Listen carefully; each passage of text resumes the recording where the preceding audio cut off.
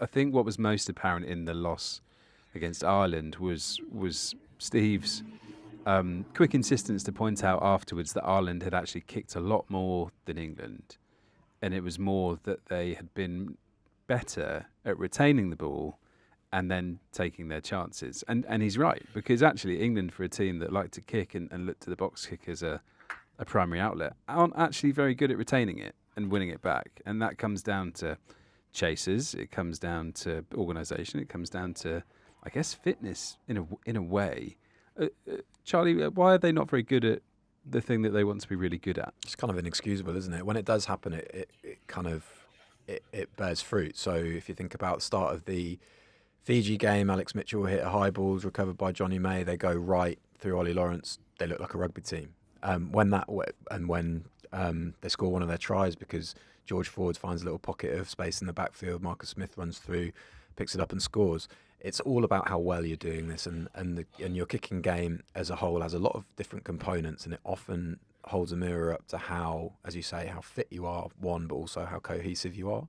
And I think England have been fumbling for both of those two things. The fitness is interesting to me because I just can't believe, with Steve Borthwick and Alan Walters in charge, I think everybody was entitled to believe that they would be fit and they would be clear about how they're going to play. The clarity doesn't look there. The fitness might be compromised because they're doing a lot of work to get to peak for when they want to peak to, and I'm inclined to think that Alan Walters knows what he's talking about and that he'll deliver that. So that's one area of it that you hope would be up to scratch, and that might just start the ball rolling in a positive manner again. Yeah, no. Having said all this, sorry, go on, Colsey. No, I was just going to say, I think you're right. My only quibble would be that I thought we might have seen by Fiji a bit more of that fitness work coming in, and actually in the last half an hour they were chasing shadows a bit in defence because Charles's favourite Fijian winger was causing chaos down the right, wasn't he, Charles? After a horrendous missed tackle on Johnny May that everyone's forgotten about. But the fitness thing, I mean, they were obviously very heavy-legged in that Fijian defeat, and there is logic. I know it's very difficult because it's sort of jammed tomorrow, so I know it's very difficult to rationalise this as an England fan.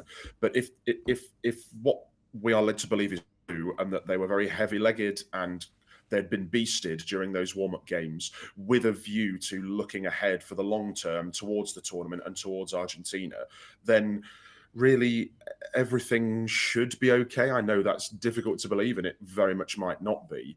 But there is logic in the fact that they've been beasting them during the warm-up, so that obviously was going to have a short-term impact and a short-term effect. I think given they were just warm-up matches and the tournament hasn't even started yet, and given the draw that they have, and given the quality of the players at their disposition, I do think it's very early to be writing them off. I mean, we've had people sort of saying to us that they're going to go out in the group, they're not going to get out the group, or that they're going to lose to Chile. And I mean, it's not going to be that bad. I mean, this is obviously just my opinion, and I will be held to this, I'm aware, but I really do think it could be better than the doommongers are predicting at the minute. Am I being blindly optimistic here? Maybe. Who said they were going to lose to Chile? Was that Tony Benson and Roy Hedges? Were they the ones? Yeah. Were they the ones? Sorry, Charlie. I agree with Charles, and I think I'm optimistic for how they go on balance. However, I think they've misjudged how important these warm-ups were as far as gathering people on side. Which is weird, right? After the Ireland game in 2019, where they hammered Ireland and everyone was and then there was that excited. surge of optimism. However, if there is one person who is singular enough to really take the warm-up games for what they are, and an actual irrelevance as far as the tournament goes, then it's Steve Borthwick, and he's going to be the guy that's going to have that focus to move them on to the next job, because that was what we heard relentlessly over his time at Leicester. There's no Owen Farrell against Argentina this weekend or against Japan. He addressed the media yesterday being Monday, at England's training base, and he said, I made a mistake and got banned for it in the end. In the end, almost comically, I hope he said, because it was one of the more long-winded that sounds weighty. processes that we've been through in terms of disciplinaries. I feel like EastEnders has more less long-winded plot lines than that. And he also said, I'm not going to sit here and moan about it now, which we wouldn't have expected from him either, to be honest. Farrell not being there deprives England of certain things from a leadership perspective. Charles, how much does it affect them in terms of their actual play? Given how good a season George Ford had, and given his abilities as a fly half, I'm not sure that much in terms of an actual fly half, in terms of pulling the strings and playmaking. It's fairly close between the two of them, but obviously Farrell brings that sort of intangible leadership quality that maybe Ford doesn't quite bring. Obviously, Ford has other strengths and that Farrell doesn't have. I'm not concerned about George Ford starting at fly half for England. That doesn't concern me in the slightest. The rumour that we have understood was they were looking at potentially Ford Farrell back at 10-12 in tandem. For the Ireland game, again, I think that was, yeah. For the Ireland game, yeah, which is again interesting. Presumably with Ollie Lawrence at 13 outside them as a big carrying threat, or maybe Joe Marchant, probably not Manu at 13 anymore. So therefore, there was already, even when Owen was available, there was already clearly a movement to have George Ford at half anyway. So I don't think it's that big a loss in terms of actually at fly half, but in terms of the leadership, obviously having your captain banned is less than ideal. Less than ideal. Yep. Yeah, very well said. Charlie, Marcus Smith at fullback, your excellent reporting sort of revealed that England had been looking at that, and he came off the bench against Ireland there, almost to everyone's surprise. Why are England looking at that, and is that a thing? That's a thing, and it's related to what we were talking about there, because if you're thinking about the structure of the backline and how that's set up, Henry Slade not being there means that meant that there was more onus on Owen Farrell as a 12. We saw Ford and Farrell very briefly, didn't we, before Owen Farrell got sent off. Ford came on for, I can't remember who, but there was that 10-12 was there for a little bit, and obviously was broken up pretty quickly because of Owen Farrell's red card. But that, without Slade and without Farrell now, they don't have that second ball player in the back line. In midfield, certainly, if they're going to keep Elliot Daly on the wing. So Smith then becomes really important as that second layer and that second outlet, and I don't mind it. You know, I think it's touched on with Nick Evans, as I mentioned earlier, and he says, look, I wouldn't start him there. I think he'd get exposed, and because Argentina are going to come to kick, as we'll look at later. Sorry. But he's helped them find edges, and I think they're going to have to do that a little bit, because they, as we've mentioned, they don't really have that relentless punch of a Leicester over the last couple of years. So they're going to have to move the ball a little bit.